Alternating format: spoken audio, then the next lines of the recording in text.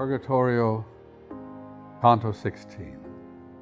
In this canto, focused on wrath or anger, Dante explores the source of moral evil and of moral virtue.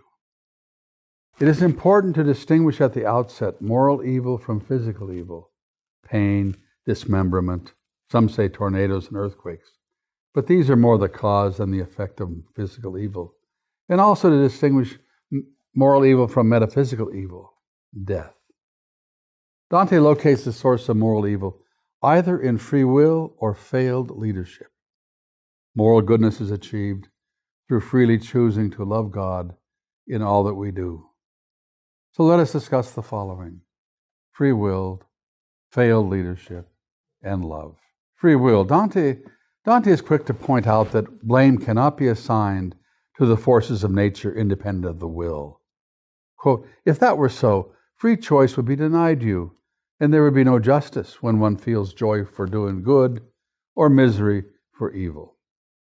In other words, feelings of joy or misery for what one has done would make no sense, nor would the notion and reality of justice make sense, because the person could not have done otherwise than he or she did, since there were no genuinely open alternatives to what was done.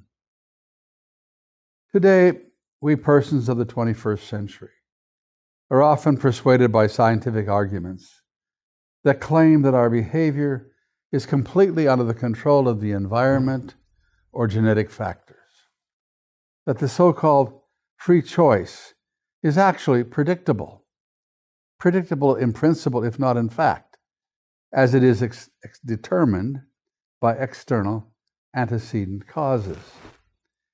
In Dante's time, the external causes governing behavior were the heavens, the stars, as for centuries astrologers have asserted. Dante is willing to grant that the heavens, the stars, can strongly influence your behavior, but you are still free in the face of them. Quote, yes, the heavens give motion to your inclinations. I don't say all of them, but even if I did, you still possess a light to winnow good from evil, and you have free will. The light is the light of reason that allows us to distinguish good from evil, thus to grasp upon sufficient reflection the natural moral law embedded in our hearts, embedded in our nature. Through our natural freedom of self-determination, we nurture the good that transforms our behavior into virtue. In this canto, Dante opens the vexing question that has dogged philosophers since the time of Aristotle: whether God's foreknowledge of future events, including so-called free choice events, shows that we are apparently free, but not really free. Dante writes, quote, to a greater power and better nature, you, free, are subject. If I am subject to that power, and if that power is omniscient and knows all that I will do in the future, how can I do otherwise than what God already knows that I will do? And if I cannot do otherwise, how can I claim to be free? The question of free will in the face of divine foreknowledge is central to the entire Divine Comedy, and its centrality is evident by the fact that Dante treats it here in this canto, which is the 50th canto of the 100 cantos of the Divine Comedy. Dante does not resolve this conundrum in this canto. Failed leadership. In order to curb our wrath and our wayward appetites, we need established laws and a leader who can direct us toward the good.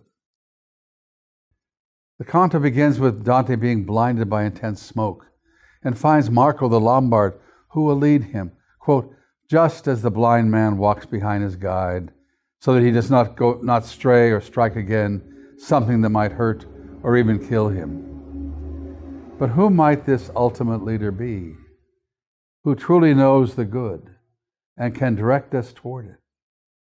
In Canto 15, it is promised to be Beatrice. Quote, she will deliver you from this and every other craving, from your harvesting, quote, darkness from the light itself. When the leader cannot rein in his or her own greedy appetites, then, quote, as you can plainly see, failed guidance is the cause that the world is steeped in vice, and not your inner nature that has grown corrupt. In this canto, Dante assails the leadership of the Roman Church, the papacy, for having abrogated to herself the temporal power of the emperor, whereas his purpose is to exercise spiritual power. Quote, and these two, forced to be together, must perforce go ill. Quote, spread the word then, that the Church of Rome, confounding in herself two governments, stumbles in the mud and befouling herself and her burden. Here Dante takes up his own personal wrath or scorn for Pope Boniface VIII and other current leaders such as Philip IV of France, who he never names, but indicates by such phrases as mal di Francia in Purgatorio 20, 32, and 33. Love. Also significant in this canto, in Canto 16, is the role of love. For Dante, God is love and justice and forgiveness. Quote, from the hand of him who looks on it with love before it lives, comes forth the simple infant soul. For Dante, it is love that powers the world, the inner force and source of all that is and lives and searches, and the soul desires to return to this source. O creature who purify yourself, to return in beauty to the one who made you. This is resonant of St. Augustine's claim. You have made us, quote, and drawn us to yourself, and our heart is restless until it rests in you, O Lord, from his book, The Confessions. But the return to the source depends on the way we desire and love. In Canto 17, Virgil will describe to Dante various disordered affections that thwart the love of God. But in Canto 15, we discover that Beatrice, through her love of God, will guide us towards salvation.